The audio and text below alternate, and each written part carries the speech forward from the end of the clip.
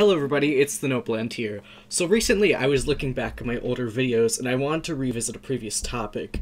When I was rewatching my Spyro Reignited review, I realized how completely awful the video was. And not only that, but because I have replayed the Reignited Trilogy a few months back, I noticed my opinions on the game had changed significantly. Thus, today I'm here to revisit this review again and revise my older thoughts. I want to start off by saying that I originally played the Reignited Trilogy back in November of 2018 on the PlayStation 4, and soon after made the review, although I didn't upload the review until January of 2020. In addition, when I replayed the Remake Trilogy more recently, I played the Nintendo Switch version. I also did not replay Spyro 3, I tend to not revisit Spyro 3 as much due to personal preference. Also, if you haven't watched the review, you can go ahead and watch it for the full context because I'll be cutting a lot in order to focus on the points I want to revise. Keep in mind that the review is bad in all aspects. So without further ado, let's start. These remakes were developed by Toys for Bob, who made such masterpieces like Madagascar for PlayStation 2 and Disney's Extreme Skate Adventure. Just kidding. They actually developed the whole Skylanders series, and as well as the Crash Bandicoot remakes that were released last year. Okay, first of all, Toys for Bob did not develop the Insane Trilogy. I don't even know why I said this. Vicarious Visions worked on the Insane Trilogy, not Toys for Bob. Moving on. Reignited Trilogy was released on the 13th of November, and fans on the internet have been raving about it ever since. Though I agree that many people actually like the game and have positive things to say, because I do too, I also believe that some of these people are blinded by nostalgia. Blinded by nostalgia. See, these remakes are really good. I mean, they are excellent. Of course, they're flawed, but they're still really good. In this regard, I'm unreasonably harsh. If anything, I'm the one blinded by nostalgia. First of all, the games of the Reignited Trilogy have identical layouts to their PlayStation 1 counterparts. This is great because I enjoyed the level and world designs of the originals. If they changed too much, I definitely would have been cranky about it. Why would they change the level design? This was not a point worth mentioning. It's not like the Final Fantasy VII remake where it's more of a reimagining of the original game, but, you know, whatever. I might be nitpicking myself at this point. Visually, these games are major upgrades too. The models and textures look great and look exactly like one who has played the original trilogy would expect them to. The remakes still capture that cartoony look, while also adding more particles and details to the environment. It's a perfect balance and does not look too out of place for the Spyro universe. This is another aspect of the remakes that I failed to dote on hard enough. These games look stunning. They're cartoony, colorful, fun, and do the original levels so much justice with their fitting set pieces, especially since most of these additions are not present in the original games. It's not only the levels either.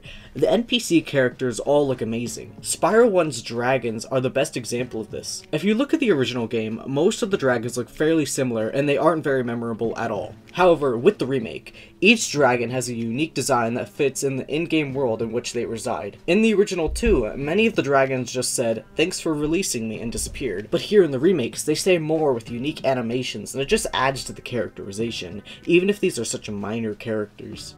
The controls are tight and easy, nothing feels slippery or frustrating. Flaming and bashing into objects is always fun and feels great to do. Sometimes I felt the range of the flame was increased.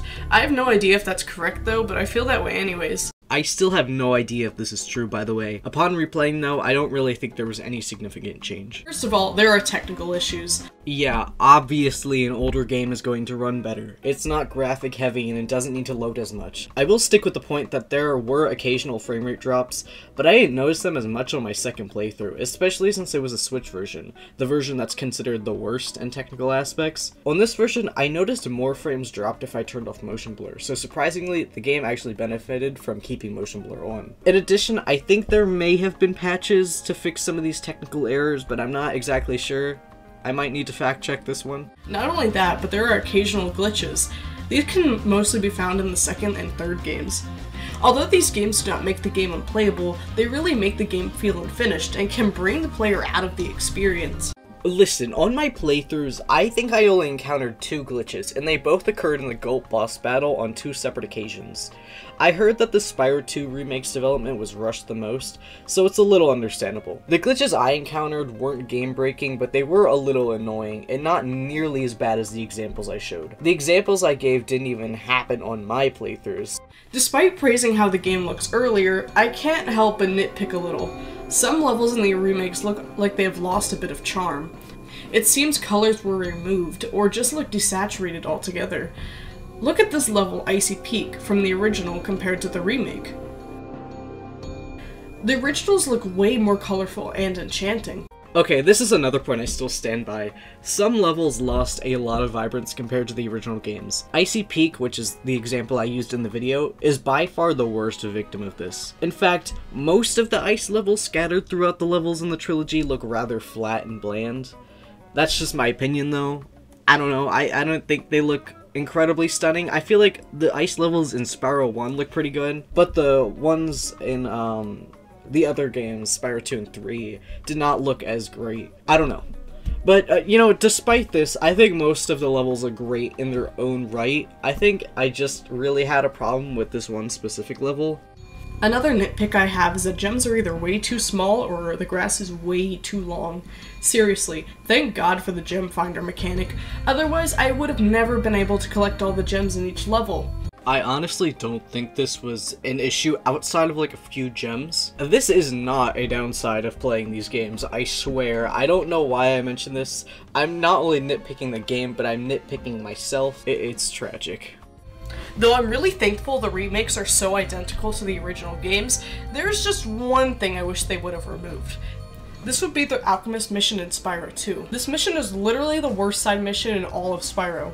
Okay, I think I was a bit too dramatic here. Upon replaying, this mission is honestly not that bad. Whether this is because I've played this game so many times or because it was not incredibly challenging, I have no idea. What I do hate about this mission though is that you have to redo it if you don't have the Horn Bash move by the time you play it, because a second part of the mission requires it. This mission's level, Fracture Hills, is in the second world, Autumn Plains. You don't get the Horn Bash move until Winter Tundra, the third world. So in order to get the orb from the second half of the mission, you need the Horn Bash move. You see, the Alchemist mission is to free Hunter from like a rock or something, I don't remember, I think it's stone. That's the first half of the mission. And once he's free, Hunter and Spyro bash some Earth Shapers, which requires Horn Bash. This is the second half. If you leave the level and go back after getting the Horn Bash move, even if you do the first half of the mission beforehand, that progress isn't saved, with the exception of the acquired orb, because everything in the level except gems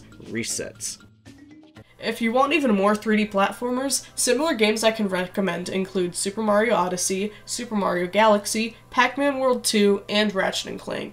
Okay, I recommend Ratchet & Clank, and most of the games in that series, but I don't really think it's similar to Spyro at all. I would say that there are better comparisons that I can recommend. Jak and Daxter, SpongeBob Battle for Bikini Bottom, whether it's the original or rehydrated, A Hat in Time, which I played recently, and it's very good. It's like one of my favorite games now. Please play it. But anyways, all of those games are very similar that I recommend. Ratchet & Clank, not so much. I mean, like, I recommend it, but I wouldn't say it's like Spyro at all. If I absolutely had to rate the Spyro Reignited trilogy, I would definitely give it at least a 7.5 out of 10. I want to know why I give this game a 7.5 out of 10. It's like an 8 out of 10 at worst. But honestly, rating scales in general are pretty arbitrary, so I prefer not to use them. But like, why is 7.5 out of 10? These games are not bad by any means. I already mentioned that they're really good. You should all play them. 7.5. I must have been like, something must have been like, maybe I didn't feel generous enough when I made this rating. Oh, whatever. That's basically all I had to say. I'm not sure if this video was really necessary to make, as I'm sure nobody was really needing me to update my thoughts on the Spyro Reignited trilogy. However, I felt like I had a lot more to say the second time around, though. I also had some fun revisiting this topic, so I hope you all enjoyed, and I'll see you in the next video.